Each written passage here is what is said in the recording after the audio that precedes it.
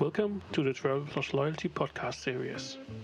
Yeah, and don't overdo it, so there is, if you are cruising for 10 days and there are 20 different ways to have your dinner at night, you can't do it all in one cruise. Don't stress out. Just pick a few things that you want to do, enjoy it, and then come back. You just heard Kevin Bubolz from Norwegian Cruise Line. He's giving some good advice on cruising, and his clear advice is that you should not overdo it. Norwegian Cruise Line is an American cruise line founded in 1966. It's headquartered in Miami.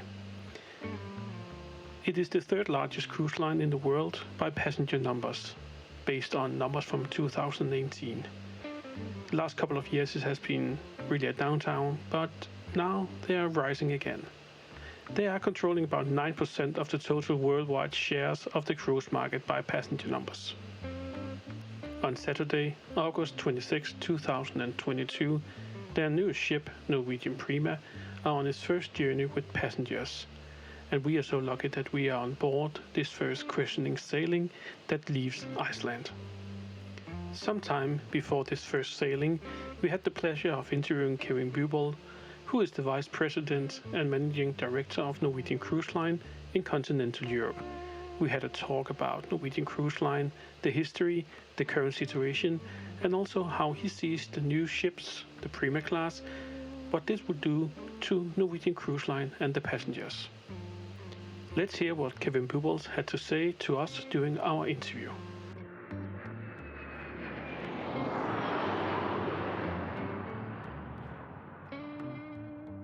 Welcome to the Travel Plus Loyalty podcast. Can you please introduce yourself to the audience? Yes, thank you for having me. It's a pleasure to be here. My name is Kevin Bubolz, and I am the Vice President and Managing Director for Norwegian Cruise Line in continental Europe. And that is a really good introduction to our talk today. And Kevin, we are here today because you are going to launch the new Prima Class ships here in a few little time. And what we're going to look at in this interview is have an introduction of the ship, but also on Norwegian Cruise Line, what it is to our audience. Can you tell a little bit about what is Norwegian Cruise Lines? So Norwegian Cruise Line, we were founded in 1966 already. So we were the first cruise line that was really founded as a cruise line. There are other ship operators that already have done other things before and then went into cruising, but we were the first real cruise line to be founded like that. So we're more than 55 years old by now, and we've always been the innovator, and we've brought many new things and many first things to the industry, to cruising, which are now considered normal in cruising. And for us, the philosophy of cruising was always to every person is a little different, so we want to have freedom and flexibility as much as possible on the ship so that everyone can design their holiday the way she or he likes it best.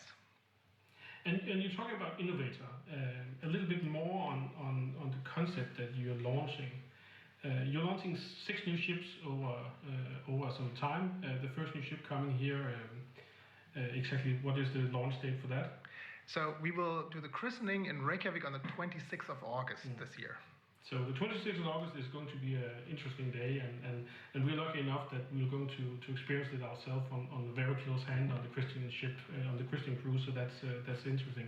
You mentioned the keyword innovator. So when I look at what you're going to offer, it's everything from a racetrack to endless pools to a new dining concept and so forth.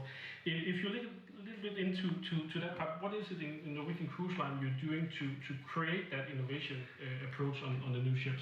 So the classic way some people still have in their mind about cruising is a bit more stiff way, where you have a dress code, where you have one restaurant with maybe seating times, and you have to be in strict time slots and everything, so it's a bit more regimented.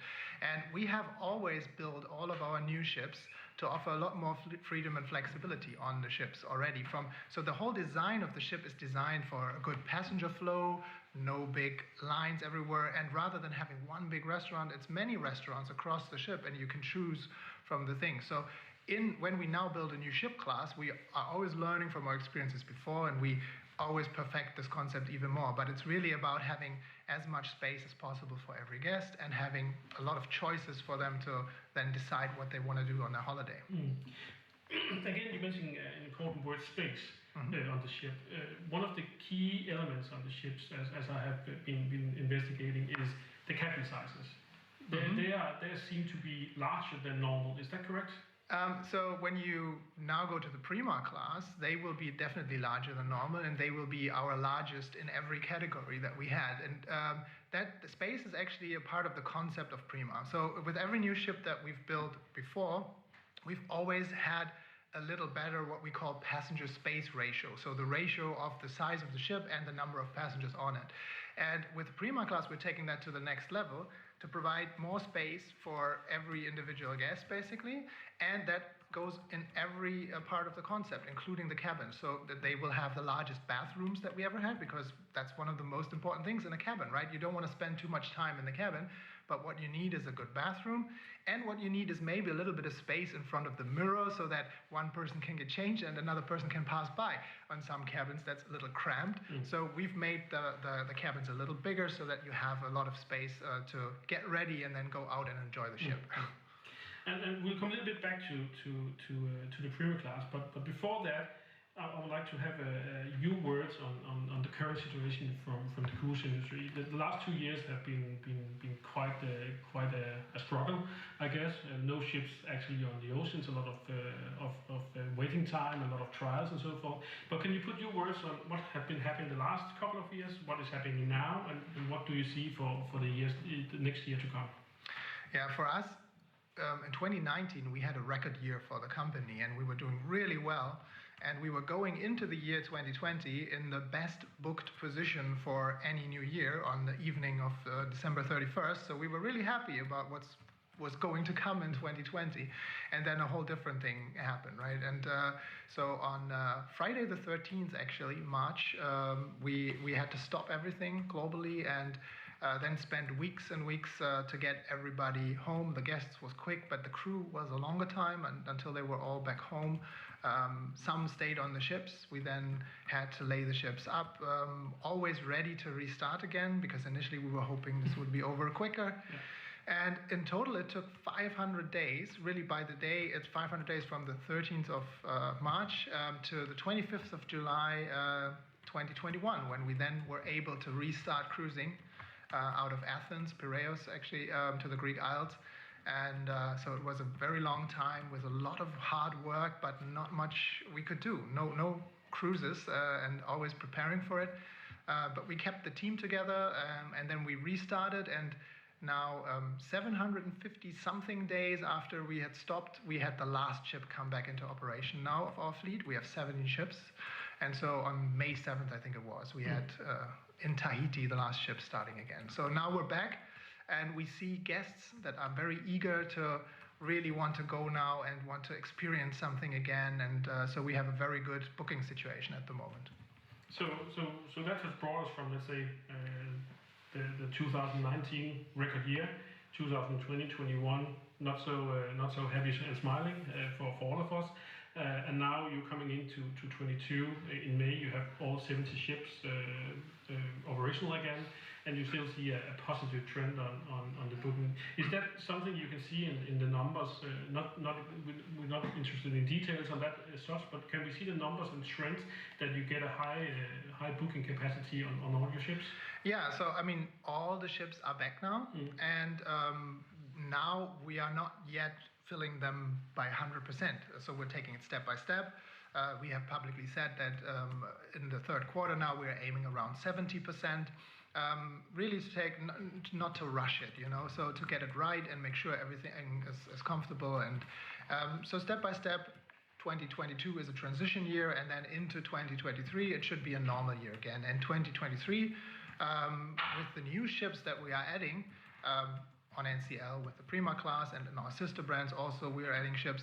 That means it should be a record year for us again in 2023, but that's what we're working for definitely. Okay. So a little bit again back to, you saying Q3, your company goal is only to book 70% of the capacity of each ship, basically. So you are increasing, or you're still ensuring that there is extra space on the ships. Yeah, I mean, so that's actually almost a not so secret tip, but right now it's the best that you can do in terms of booking the cruise right now, because prices are still a little lower than what they were. But you have the full crew and the full service there and everything on offer, but a little less people on the ship, so there's even more space now. So I think right now it's a perfect time to book a cruise, and we're aiming around 70%. We're not restricted by it, but we don't have the strategy to say, okay, we want to get as much as possible. So we rather start increasing the prices now as we see a lot of good demand. And we had to catch up a little bit. Normally you sell cruises for a 2-year time ahead or something like that. Now it was starting later, so we started with very attractive prices to catch up. But now we're there, and now we're starting to rather increase prices back to the normal level again, and not try to, with cheaper prices, fill more than 70%. You know, if we end up with a little more than 70%, that's okay. But really, we don't want to do it at a low price or anything. Okay, so but that's a very good tip actually, and I think that's definitely something that we should look at.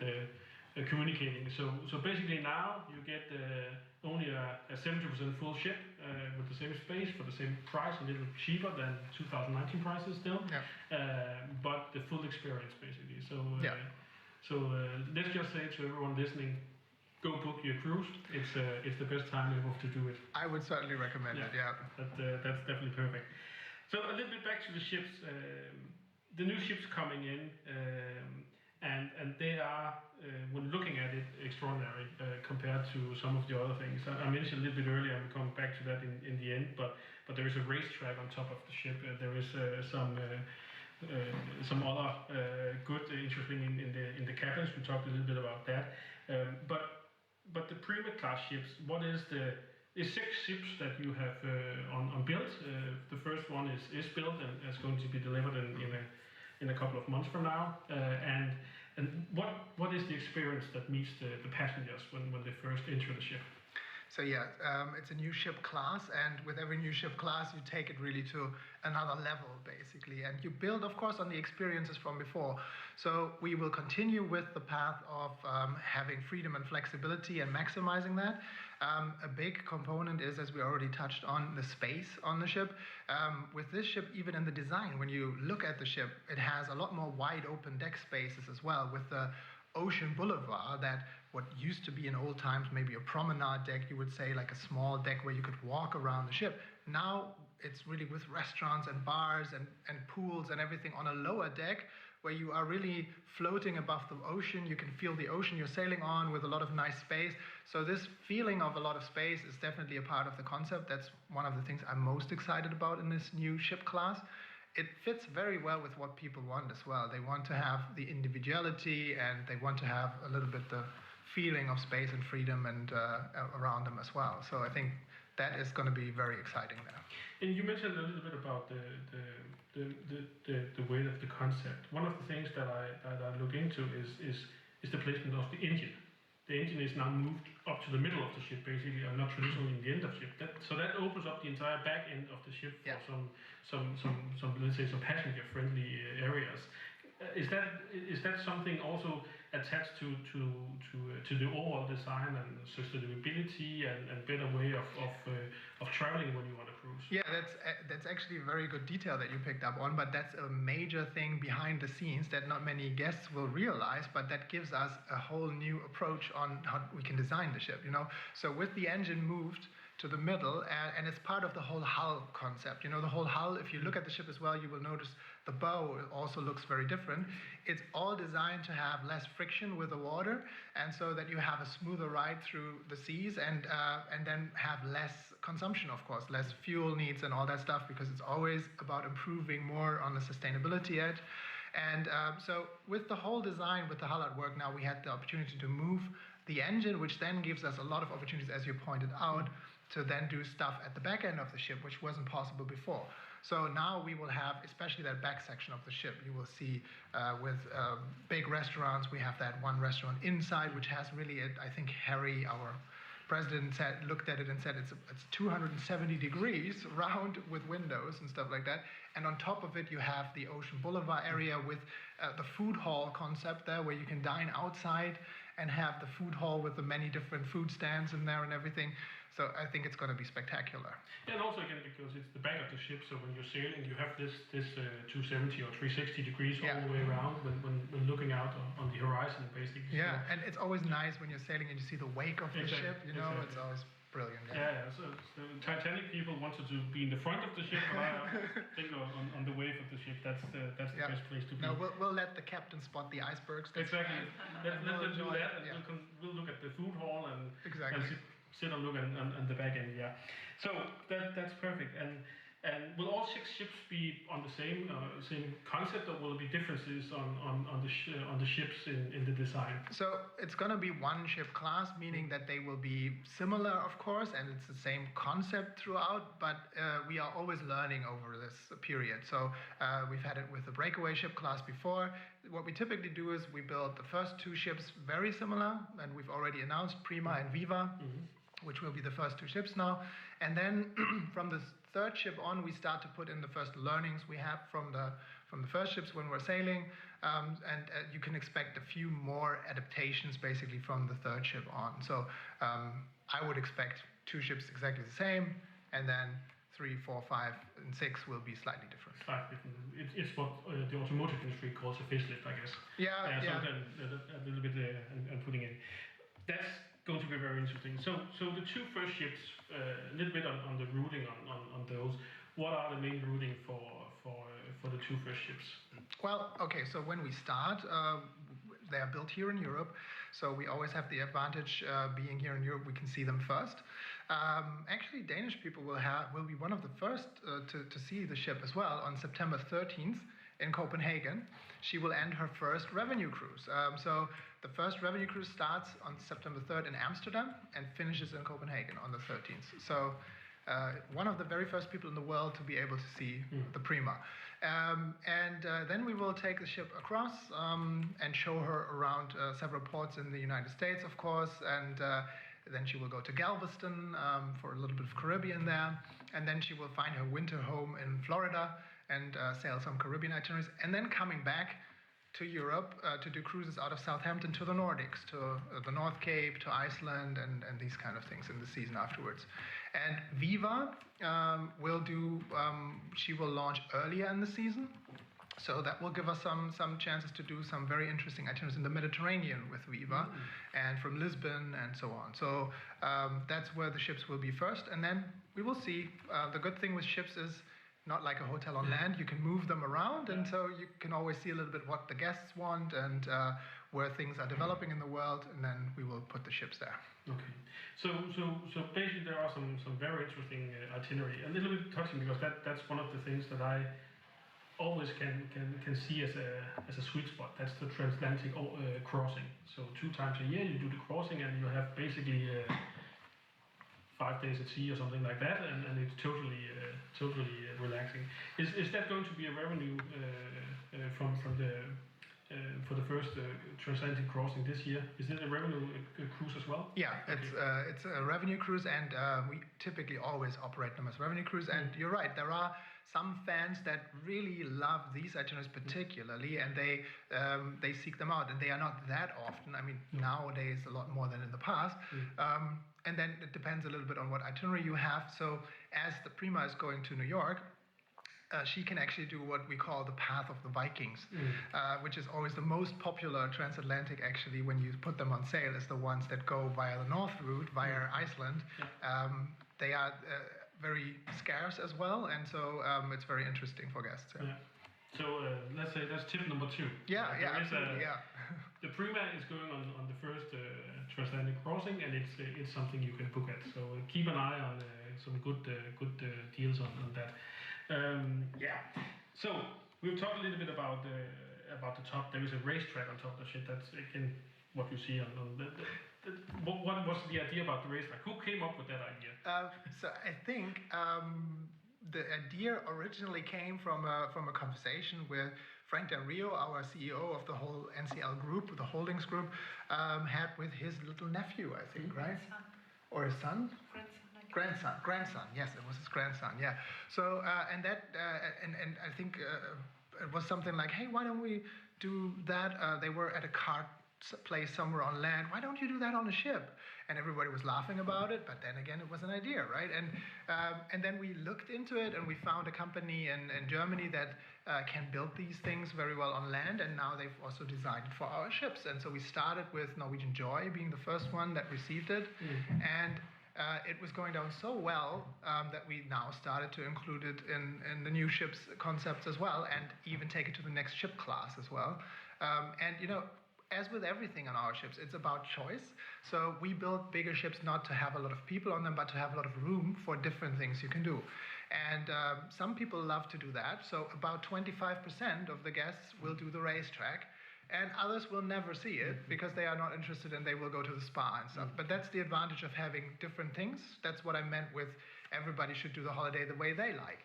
But those who love electric cars, because they are electric and they are very fast as well in acceleration, this will be fun because it's so well designed around the funnel of the ship and on 3 levels, and I'm looking forward to do it. It's definitely a fun thing, and that leaves a little bit about the family people traveling. So I tend to say that that's a little bit more related to the family. There's also a very steep water slide on the side of the ship. Has it been easy to design a ship that both counts for couples but also for families? For us, I would say yes, and I would even go a step further. But just to mention, the water slide, the slide on the side is actually a dry slide, so you're not wet. You can actually take it down. Might be quicker than the elevator, and then you're out on the ocean boulevard, and you can go to the restaurant or something. But there are water slides on the ship as well. And so yeah, what we do with our concept, with this freedom and flexibility, is perfect for all different kinds of holidays by definition already. That's what we're aiming for. So you actually find something for families, you find something for couples. There are also adult-only areas as well on the ship, where for those that want the quiet there. And then it's a very good thing. What I meant with taking it a level further is for multi-generational cruising as well. So we see a lot now, the grandparents and the parents and the grandkids all traveling together, and then you have on our ship something for everyone. Sometimes the grandparents would go into a suite in the Haven complex, because that is like a ship inside a ship where you have a private sun deck, and it's a bit more quiet, and they like that, and the luxury of a 5-star environment. And then maybe the family with the younger kids is in a normal balcony cabin, and they can always, on a ship like ours, they can always do stuff together, but they don't have to. So it's a very easy way to just have a great time together, on and off, always be near each other, have dinners together, and go to a Broadway show. So especially that multi-generational aspect is a very good growing one for us actually at the moment. And you touched upon the Haven. That's one of the things that I just want to just capture a little bit. The Haven, you mentioned it's a hotel within the hotel, or a complex within the complex. What is the Haven, and what do you get as a passenger on that? So we call it a ship concept. It's basically like a little mini ship, like a little luxury ship, a 5-star luxury ship inside the bigger ship. And it's an area where there are suites, and they have a private restaurant as well attached to it. There is a private sun deck attached to it, and a lounge and everything. And it's all behind doors where you can only get in with key cards when you live in that area. So it's designed for the privacy there, and there's only going to be a few people that are in there, and that's a full 5-star luxury experience that you can have there. But the advantage is you're on a bigger ship, and you can actually then go out and have all the advantages you could not have on a small ship. And that is the kind of clients that we are attracting there. So it's not a little bit more old-fashioned luxury clients, it's the more modern-minded luxury clients that want to actually see a Broadway show maybe in the evening in the theater, which you can only have on a big ship, but then retreat again to the luxury space afterwards. Or that want to have the choice of all these various different restaurants around the ship, which you could not have on a small ship. So it's the perfect combination for the new generation of luxury cruisers who sometimes say to us, "Oh, I used to cruise on another ship, but it was a little bit boring." So now they come to us because you can experience a lot, but you can always retreat to the Haven as well. Okay.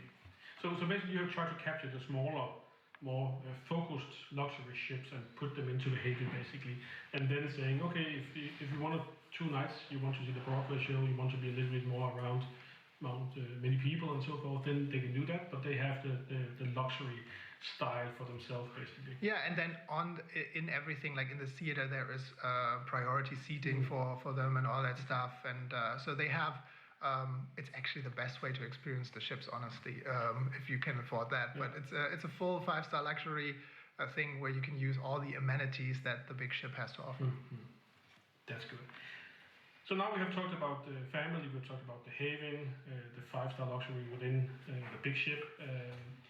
If you're a first-time cruiser, to round this talk off, the time is going fast when you're having good fun and listening about that. So if you're a first-time cruiser, and what is your top 3 tips for experience on a cruise? So, I mean, in general, the perfect thing about a cruise is that you can experience a lot in a very relaxed way, you know? So nowadays, it's sometimes a bit hectic and you want maybe relaxation on your travel. But then again, some people are not made for just only relaxing. And if they have to pick something, it's sometimes hard.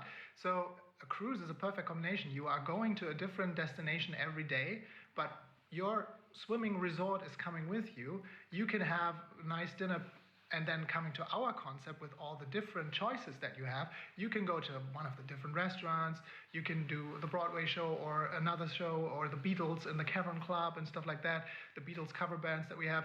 So all of that good stuff while you travel to the next destination. So it's a perfect combination of experiencing something, exploring something new, and relaxing at the same time. That's, I think, why it's growing so much in popularity as well at the moment. And I think we have a perfect concept for that with the freedom and flexibility and really trying to make it as individual as possible for every guest. Thank you very much for your time. Our time is gone, Kevin. So we'll have to touch up again when we're on the christening cruise and we'll do some follow-ups on that one. So thank you very much for your time. Thank you very much for having me. Looking forward to have you on the christening and to talk in the future.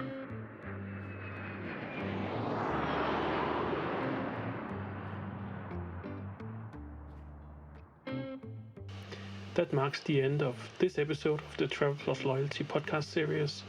Thank you for listening. It means a lot.